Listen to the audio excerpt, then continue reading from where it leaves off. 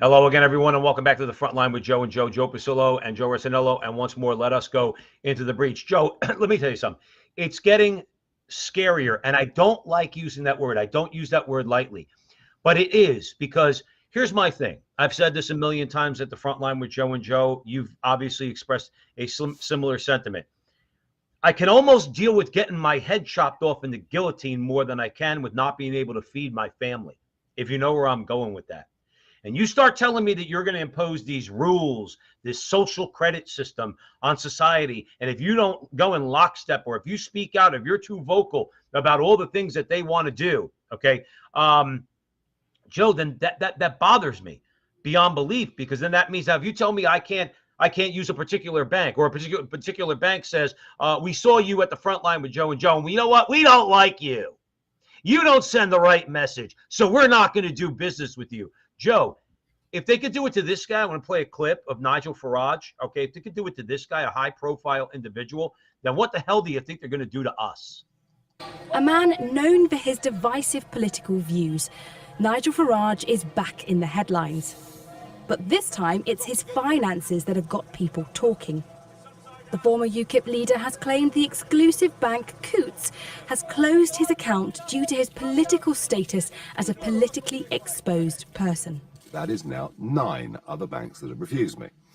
They're telling the press I don't meet their wealth threshold. Well, they've never mentioned that before in the previous 10 years. The worst of the story is they denied to me on the phone on Friday that I was a PEP, a politically exposed person. That's the reason nobody else will have me, and Coutts are, frankly, being very, very dishonest. Joe, let's leave that clip there. I want your comments, okay? Here's my thing. Did you hear the way the reporter, by the way? Did you hear the way the reporter started out? The very controversial and divisive Nigel Farage. You see how they feed into it, Joe, right away? They try to plant in the seed in the listener to that clip. You know what? It's almost good that this is happening to this man, because he's divisive.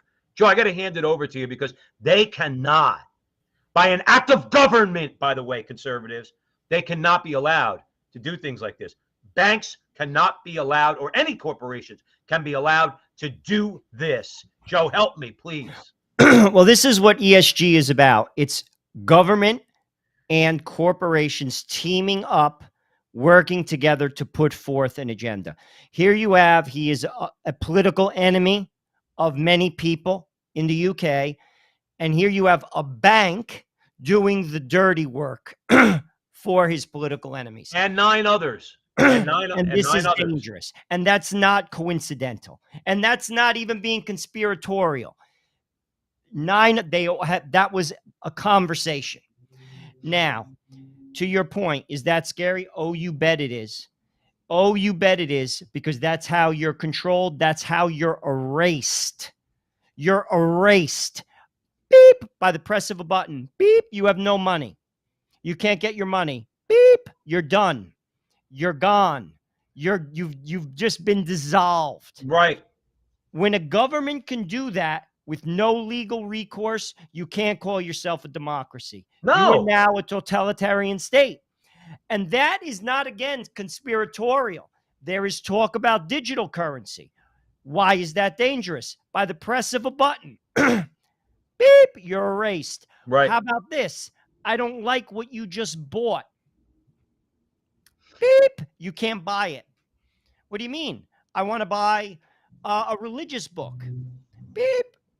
Nope, can't do it. Right.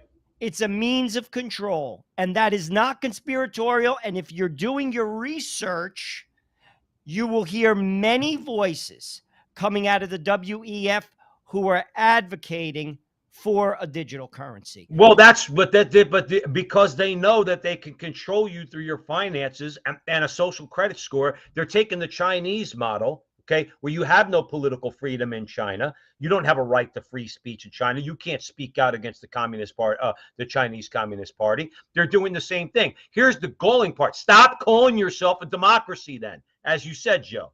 Stop saying you value free speech. I mean, they're already hinting at what they're trying to do with that idiot Congressman Dan Goldman. He says, no, I'm for free speech. Free speech that's legal. What does that mean, Dan? What do you mean? Who determines what speech is legal? Are Joe and I legal?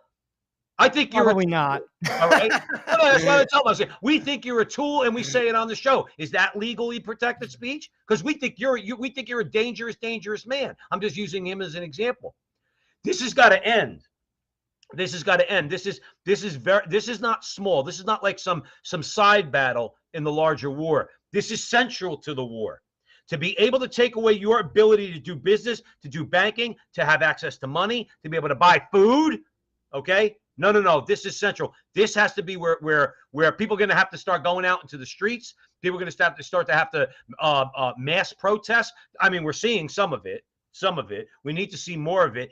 And yes, conservative-minded politicians in government have to get it through their heads, okay, that no, you are going to intrude into the free market. You can't just build Joe, let me shut up for a second, but here's the thing. I can't just turn around tomorrow and say, I'm going to start a bank that's going to compete with Coots, and Nigel Farage could do business with me. It doesn't work that way. I can't just start a bank. So if you think that we could just create a business to compete against them, it ain't that easy. So my larger point is they need to stop and stop them in their tracks right now through an act of government, both in the UK, here, Canada, and all other places. They have to act against this. Joe, final word. Well, you have countries in the G7, UK, Canada, America, that criticize countries like Russia. They say Putin arrests his political opponents, places like North Korea, but particularly Russia. And he does. What makes the UK, what makes Canada with regard to the trucking incident any different? No different. Nothing. It's the same thing. And if you ask me, this is the direction that these G7 nations are going because it's a means of control. Democracy is getting watered down, if not completely dissolved. If you ask me, I think it's a mirage. Ultimately, they are pushing buttons. This is an example of it. Expect more of it to come.